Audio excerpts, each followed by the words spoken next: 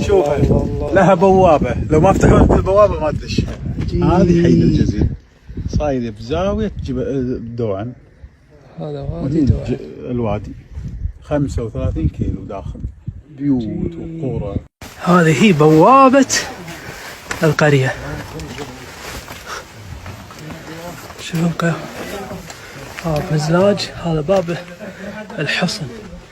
سبحان الله، الجبال كانت هي العاصم الأول والملاذ الآمن للإنسان قديما. حياك الله، اهلا وسهلا فيك. الله يحييك. حياكم الله. في مجلس موسى اهلا وسهلا فيكم. العمودي. حياكم الله. الله يحييك. يا مرحبا. في دار ومحلة في قرية حيد الجزيل.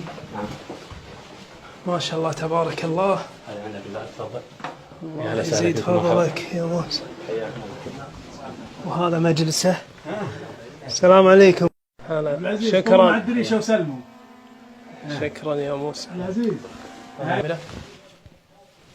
يا هلا موسى. اهلا وسهلا. يا هلا فيك. احنا موجودين في اي قرية؟ حي الجزيرة. حيد الجزيل. وادي دوعن. وادي دوعن. عمرها كم القرية هذه؟ من متى كانت موجودة؟ حوالي 600 سنة تقريبا كذا أول مسكن فيها. 600 سنة. وكانوا كم شخص يسكن فيها يعيش؟ قديما قديما كان هو كذا حوالي 400 نفر، هاك 600 نفر. 400 نفر في هالمكان الواحد. في المكان الوحيد. اي ومع مرور الظروف ما بقى